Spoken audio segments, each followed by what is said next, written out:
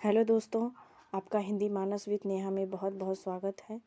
मित्रों, आज इस वीडियो में जो विद्यार्थी यूजीसी नेट हिंदी 2023 की परीक्षा कर रहे हैं, उनकी तैयारी में सुलभता हो और वो अपने लक्ष्य तक पहुँचें, और साथ ही साथ जो बातें डिसअपॉइंटेड करती हैं उस बातों को अवॉइड कैसे करें, हम इस बारे में इस वीडियो में बात करेंगे। तो मैंने इन बातों को कुछ पॉइंट में नोट करके रखा है और आप लोगों के साथ शेयर करना चाहूँगी। पहला है कि मानसिक रूप से परीक्षा की तैयारी में लग जाना चाहिए। जैसा कि आप लोगों को पता है कि जब से कोरोना का काल बीता है, तब से एनटीए साल में एक ही परीक्षा उपलब्ध करा पा रहा है। उससे पहले साल में 2 परीक्षाएं हो जाती थीं, लेकिन इस बार एनटीए ने ये घोषणा कर दी है कि इस बार वो 2 परीक्षाएं कराएगा, और जो पहली परीक्षा होने वाली है उसका समय तो मान के चलिए कि बहुत ही कम दिया है उसने। लेकिन हमें इन सब बातों को अवॉइड करके अपनी तैयारी में लग जाना है। और जैसा कि पता है कि इसका जो पाठ्यक्रम है बहुत ही बड़ा है, बहुत ही पहाड़ जैसा है। जब हम पढ़ने बैठते हैं तो समझ में नहीं आता है क्या पढ़ें क्या छोड़ें। तो इसलिए हमें उसकी परीक्षा की नोटिफिकेशन की डेट का इंतज़ार नहीं करना है कि जब डेट आएगी तब से पढ़ लेंगे, देख लेंगे। हमें अभी से इसकी तैयारी में जुट जाना है और अपनी तैयारी को बहुत ही मजबूत बनाना है कि इस बार हमारा जो एग्ज़ाम है वो क्रैक हो जाए और हम अपने जो हमारा लक्ष्य है उसको हम प्राप्त करने में ज़रूर समर्थ हों, सक्षम हों। इसमें पहला जो पॉइंट है वो है कि समय का इंतज़ार नहीं करना है। मैं इसी बारे में बात कर रही थी कि हमें ये नहीं देखना है कि जब इसकी एग्ज़ाम डेट आ जाएगी तब हम इसके बारे में पढ़ेंगे या फिर इसको देखेंगे, समझेंगे। ये बहुत ही टफ़ परीक्षा होती है और बहुत सरल परीक्षा भी नहीं है। और इन सब बातों के ध्यान में रखते हुए हम अपनी तैयारी करेंगे।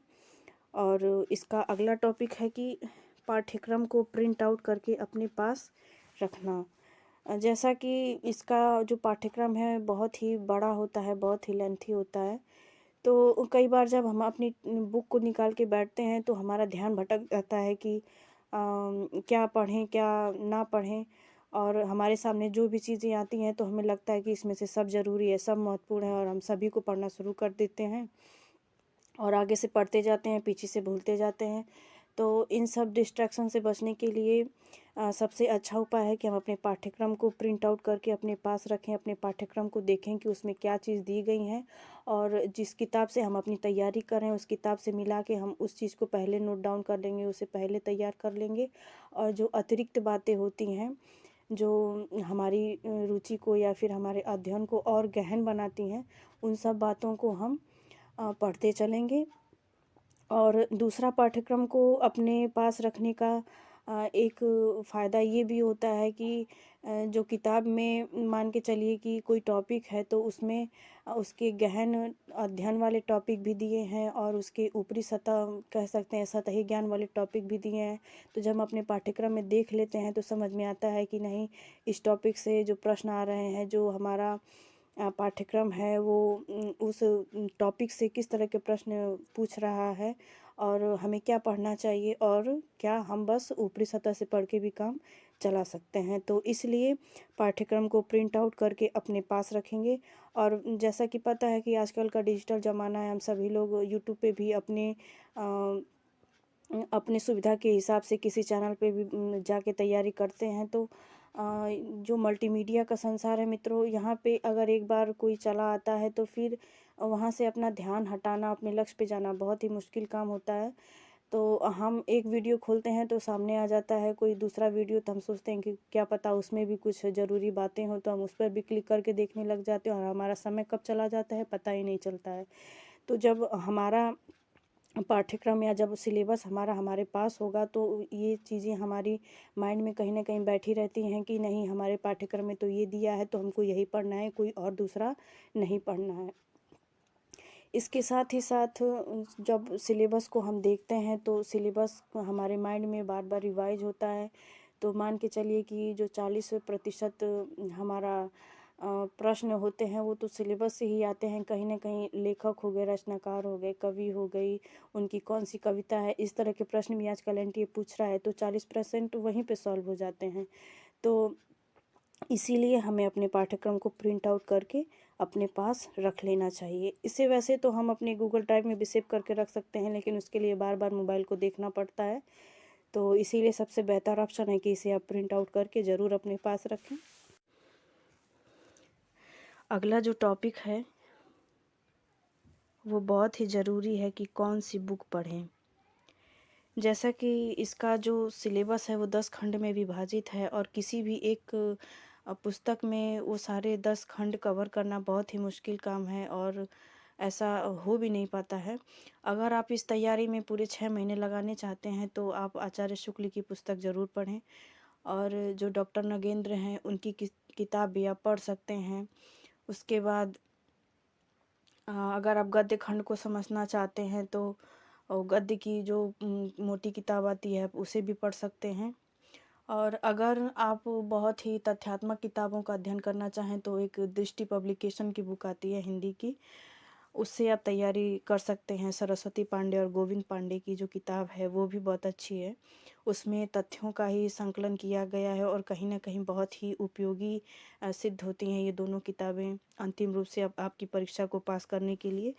तो अगर आप जो परीक्षा पहले होने वाली है अगर आप उसमें पार्टिसिपेट कर रहे हैं तो आप दृष्टि पब्लिकेशन की बुक ज़रूर पढ़ सकते हैं। वहाँ पे जो आपका दिग्भ्रमण होता है, जहाँ आप भटकते हैं कि पता नहीं इस किताब से प्रश्न आएंगे कि नहीं आएंगे, तो वो कहीं ना कहीं डिस्ट्रैक्शन आपका दूर होगा। आप उस किस पुस्तक को पढ़ सकते हैं। लेकिन अंतिम रूप में कोई भी एक किताब किसी की परीक्षा का कह सकते हैं कि पास कराने या करने का जरिया नहीं हो सकता है, क्योंकि हम चाहे कितना भी कुछ करें, अगर हमने बीए और एमए में बहुत अच्छे से अपने सिलेबस को पढ़ा है, किताबों को, कवियों को, गद्यकारों को, तो हमें उतनी कठिनता नहीं होती है, क्योंकि अंतिम रूप से हमारा जो ग्रेजुएशन और पोस्ट ग्रेजुएशन है वहाँ पे पढ़ा हुआ तथ्य हमें बहुत ही काम करता है, और वही हमारे काम में आता है। तो इस लहजे से हम कह सकते हैं कि जो हमारी दृष्टि पब्लिकेशन की बुक आती है वो सही है इस पास वाली परीक्षा के लिए। अगले टॉपिक पे बात करते हैं। अगला टॉपिक है कि पुराने वर्षों के प्रश्नों को पहले देखें। ये बहुत ही मोस्ट इम्पॉर्टेंट बात है मित्रों। इससे जो प्रश्नों के स्वभाव हैं वो हमें समझ में आते हैं कि एनटीए से 10 वर्ष पहले किस तरह के प्रश्न पूछ रहा था, 2022 में कैसे पूछा था, 2020 में कैसे पूछा था। उसी प्रश्न को वो मान के चलिए कि आज से 12 या 13 साल के जो प्रश्न पत्र आते हैं उसको वही प्रश्न वो पूछा है, लेकिन कुछ दूसरे लहजे से पूछा है, और आज के डेट में कुछ दूसरे लहजे से पूछता है। तो हम प्रश्नों के स्वभाव को समझ में आता है कि प्रश्न का पैटर्न किस तरह से बदल रहा है। तो इसीलिए हमें पुराने वर्षों के प्रश्न पत्र को सबसे पहले देख लेना चाहिए। अगला टॉपिक है कि किस इकाई से कितने प्रश्न आ रहे हैं ये समझें। ये भी बहुत ही ज़रूरी बात है। जब हम प्रश्न पत्र देख लेते हैं तो हमें ये समझ में आता है कि भाषा विज्ञान से कितने प्रश्न आ रहे हैं, इतिहास से कितने आ रहे हैं, साहित्य शास्त्र से कितने आ रहे हैं, जो वैचारिक पृष्ठभूमि है वहाँ से कितने आ रहे हैं, उपन्यास, नाटक, गद्य विधाएँ जो होती हैं, संस्मरण है, रेखा चित्र है, रिपोर्टाज है, नाटक है, कहाँ से कितने प्रश्न बन रहे हैं, ये सब हमें बहुत ही तथ्यात्मक तरीके से पता चल जाता है। तो इसलिए इन बातों का भी हम ख्याल रखेंगे। अगला है कि टाइम टेबल का नियमित रूप से पालन करें। जैसा कि मैं खुद एक हाउसवाइफ हूँ मित्रों, तो सबके हिसाब से अगर मैं अपना टाइम टेबल बनाती तो कभी वैसे सक्सेस नहीं हो पाती। कहने को तो हम लोगों का होता है कि चलिए हमने 6 घंटे वाला टाइम टेबल बना लिया, 4 घंटे वाला, लेकिन जो गृहिणियाँ हैं, जो काम करने वाले लोग हैं, उन्हें समझ में आता है कि हम लोगों को समय नहीं मिल पाता है। मुश्किल से 2 घंटे भी समय निकालना बहुत ही दुर्लभ बात होती है। तो अपने हिसाब से आप अपना टाइम टेबल बनाएं। अगर आपको रात में पढ़ने में सुलभता होती है तो आप रात वाला टाइम टेबल बनाएं, सुबह सुलभता होती है तो सुलभ वाला टाइम टेबल बनाएं, या फिर आप अपने हिसाब से भी टाइम टेबल बना के अपने लक्ष्य तक ज़रूर पहुंच सकते हैं। अगर हम किसी का देख के अपना टाइम टेबल बनाएंगे तो ऐसा हो भी नहीं पाता है। और जो गृहिणी हैं, जो काम करने वाले हमारे बंधु लोग हैं, तो हम सभी लोग का अगर सोच के चलेंगे तो नहीं हो पाता है, तो इसीलिए हम आप अपने हिसाब से टाइम टेबल बनाएंगे और अपना अध्ययन जारी रखेंगे। अगला है, पिछली गलतियों को सुधारने का प्रयास करें। इस पिछली गलतियों को सुधारने का मतलब ये है कि परीक्षा हाल में देखते हैं कि कभी कभी जो हमारी पुरानी बीमारियां होती हैं वो वहीं पे जाके उभरने लगती हैं। कहने का तात्पर्य यह है कि प्रश्न कभी घुमा के पूछते हैं कि निम्नलिखित में से सत्य कौन सा है या फिर असत्य नहीं है, इनमें से कौन है कौन नहीं है। तो हम जल्दीबाजी में उन बातों को पढ़ते नहीं हैं और बस प्रश्न का सीधे टिक लगा के चले जाते हैं, और जब घर आते हैं तो देखते हैं तो पता चलता है कि अरे ये तो हमने आता हुआ प्रश्न गलत कर दिया। या फिर कभी कभी ऐसा होता है कि जब रिवीजन करने का टाइम आता है तो हम इतिहास में पता चला कि 10 दिन लगा दिए हैं परीक्षा से पहले रिवीजन करने में, और पता चला प्रश्न आ गया उपन्यास से 10 या 12, तो वहाँ पे बैठ के पछताना होता है। तो कहने का मतलब ये है कि शॉर्ट नोट बनाएं, और जो अध्ययन हम किए हैं पुराने प्रश्न पत्रों का, जो वहाँ से हमें निचोड़ मिला है कि प्रश्न कहाँ से ज़्यादा पूछे जा रहे हैं, तो उन सब बातों को हम सबसे पहले रिवीजन करेंगे और अपनी गलती को सुधारेंगे कि आगे वाली परीक्षा में हम ये गलती नहीं करेंगे। और प्रश्नों को एक बार नहीं, 2 बार, 3 बार, 4 बार ध्यान से पढ़ के वहाँ पे हम उत्तर टिक करेंगे। तो मुझे विश्वास है कि ये वीडियो आप लोगों को बहुत ही पसंद आएगी। कृपया इसे अपने ज़रूरतमंद साथियों के पास भी शेयर करें और इस चैनल पर बने रहें।